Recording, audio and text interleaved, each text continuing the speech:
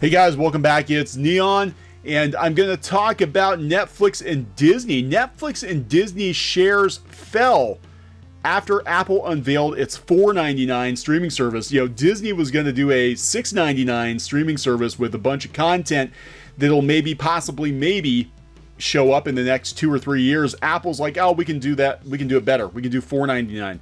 We're going to do $4.99. We're going to have a lot of original content, and that's for a family subscription. So I did not expect Apple to be this aggressive. So this is going to hurt Netflix and Disney. The streaming wars, this is going to turn into a huge cluster. I mean, we are literally going to have, by this time next year, we'll have like 6 or 8 major players in the streaming wars. And, you know, you've got Warner Media coming into it, and supposedly their HBO streaming service is going to be like $15 to $18 a month. Right, and that's for like all of Warner's stuff, a lot of anime content from Crunchyroll and all of that. Then you've got Disney, which is coming at $6.99. They're coming at $6.99, and they're going to have all this Star Wars and Marvel content eventually. A lot of the content's being pushed back. Some of the shows are already being canceled. We did a video yesterday talking about how one of the most promising shows, I thought, was Josh Gad doing a reboot of The Muppets, and they already pulled the plug on it. Disney is already canceling shows on Disney Plus, and a lot of the stuff that they promised at D23, it's not coming out for years. A lot of those Marvel shows, they're 2-3 years away. So Disney's pretty confident that Disney Plus is going to explode and be around in 2 or 3 years to bank everything on it. But Apple dropped a bomb on both Netflix and Disney, and it sent their stock tumbling. They fell because everybody's like, oh, this war is going to be between Netflix and Disney. Apple's like, hell no, we're coming into it too. We're going to do $4.99 a month, and we've got star power too. We're developing original shows too. This is actually surprising, but not surprising. And there's been talk before about, you know, maybe Apple buying Netflix at some point. I don't know. I don't know if Apple has that kind of cash right now. I don't know if they do. But we'll talk about this. We're going to talk about what Apple TV is going to have. And then we'll talk a little bit about Crunchyroll and Funimation. Again, how many streaming services are people going to put up with? And I think Crunchyroll, again, I'm convinced Crunchyroll is going to get absorbed into Warner Media's streaming service, because it doesn't make sense to have 3 or 4 different streaming services. You know, if it's the same parent company, it's just dumb. And Warner's already pulled the plug on Drama Fever. And it looks like they're consolidating stuff over at Rooster Teeth and Crunchyroll and Elation and all that. And I think Funimation might get knocked out completely, because they might lose some of the big licenses. So we're going to talk about that too in relation to anime. But let's talk about this first. Netflix and Disney shares fall after Apple unveils $4.99 streaming service. Top line. Shares of Netflix and Disney dropped on Tuesday following an announcement that Apple's new rival TV service will be less expensive than any other major streaming service. Apple announced on Tuesday that its new streaming service, Apple TV Plus, launches November 1st and will price at $4.99 per month, making it cheaper than other established streaming options. Netflix's most popular plan is $12.99 a month. Disney Plus charges $6.99 a month. That offer includes a free 1-year subscription for customers who purchase any new Apple device. Netflix shares fell over 3% following Apple's announcement, while Disney's stock dropped more than 2%. Apple's big reveal is yet another blow for Netflix. The company's latest quarterly earnings report revealed a decrease in U.S. subscribers and a lot less new international subscriptions than expected. Shares of streaming device Roku, which directly competes with Apple, were the hardest hit, plunging 12% on Tuesday. So you're going to have to buy an Apple TV for Apple Plus. Is that what's going on? Why is it all plus? Apple TV Plus, ESPN Plus, Disney Plus, plus. Apple TV Plus will showcase original programming, content from Apple, and what is the company's latest effort to expand the service side of its business and offset declining iPhone sales. It's because the latest iPhones were kind of crap compared to the Samsungs, but I digress. The details on the new streaming service were a centerpiece of Apple's big announcements today. At the event, customers also got a glimpse of the new iPhone 11, 7th gen iPad, etc., and a new mobile gaming subscription service, Apple Arcade. Might do a video on that one, actually. So here we go. This is the Apple newsroom. This is the official Apple press release. So they've actually got some pretty big name stars. Apple TV Plus launches November 1st, featuring originals from the world's greatest storytellers. So available on the Apple TV app worldwide, Apple TV Plus will be $4.99 a month, only $4.99. Apple today announced TV Plus, the first all-original video subscription service in home for today's most imaginative storytellers. It'll launch on November 1st in 100 countries. It's going to offer a powerful and inspiring lineup of original shows, including The Morning Show, Dickinson, Sea for All Mankind, and The Elephant Queen. The service will be available on the Apple TV app on iPhone, iPad, Apple TV, iPod Touch, Mac, and other platforms, including online at tv.apple.com for $4.99 a month, with a 7-day free trial. Starting today, customers who purchase any iPhone, iPad, Apple TV, iPod Touch, or Mac can enjoy a year of Apple TV Plus for free. Through family sharing, up to 6 family members can share one Apple TV Plus subscription. I just think it's really interesting that they're dropping this now.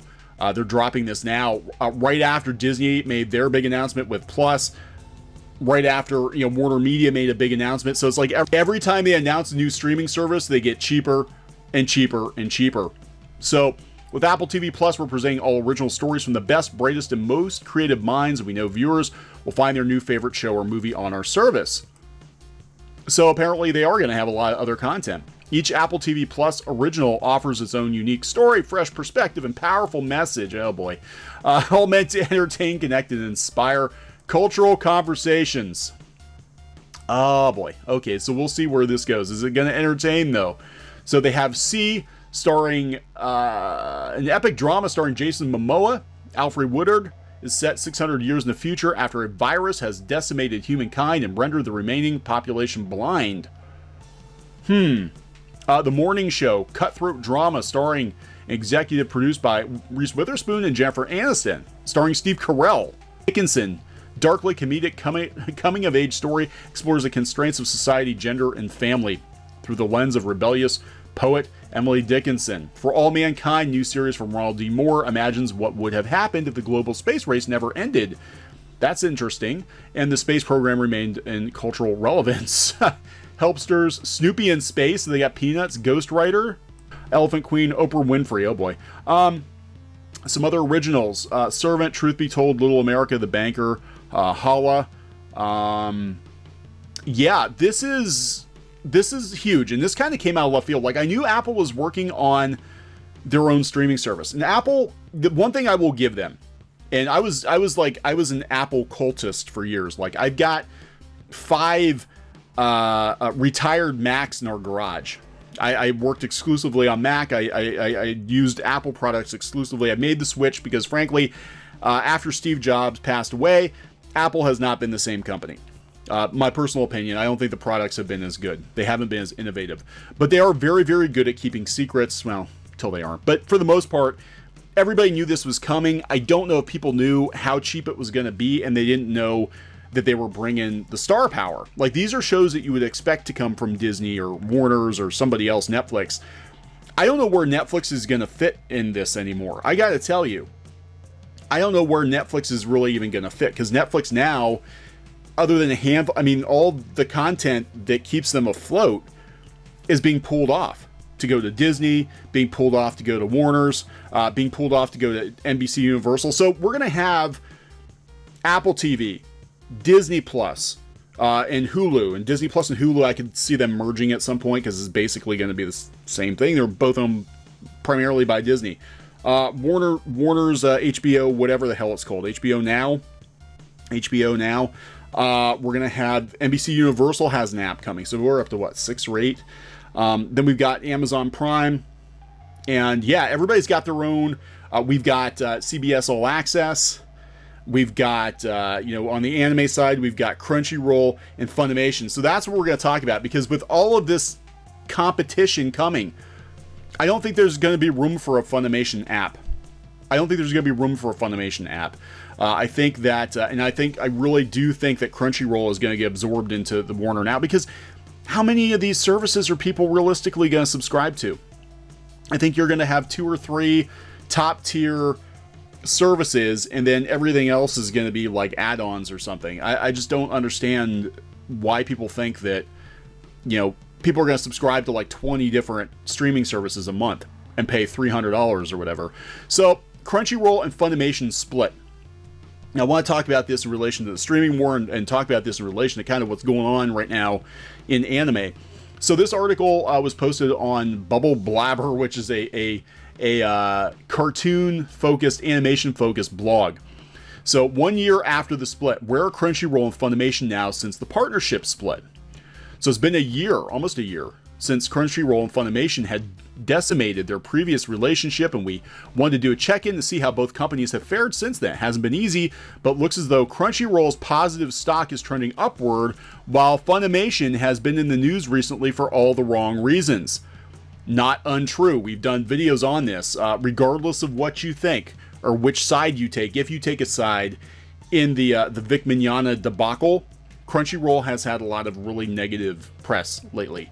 Possibly as a reaction to Funimation's recent acquisition with Manga Entertainment in the UK, Crunchyroll also announced a majority share purchase of Viz Media UK. We did a video on that the other day.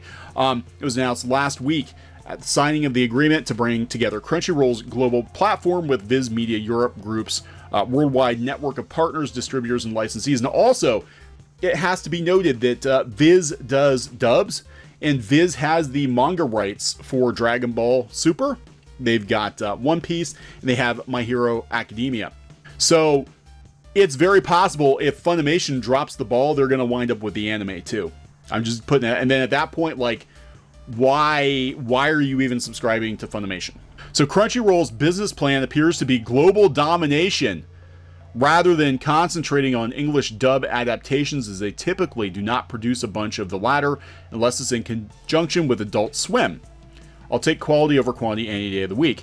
On the other hand, Funimation has had another controversial week with harassment allegations coming against Chris Sabat of Dragon Ball Super, who is a popular director and voice actor. A lot of channels covering that, a lot of news outlets covering that. Maven Collectibles had an interview earlier in the year with Stephanie Noldani, where they were veiled accusations that those employed by the anime organization shepherding a clique atmosphere.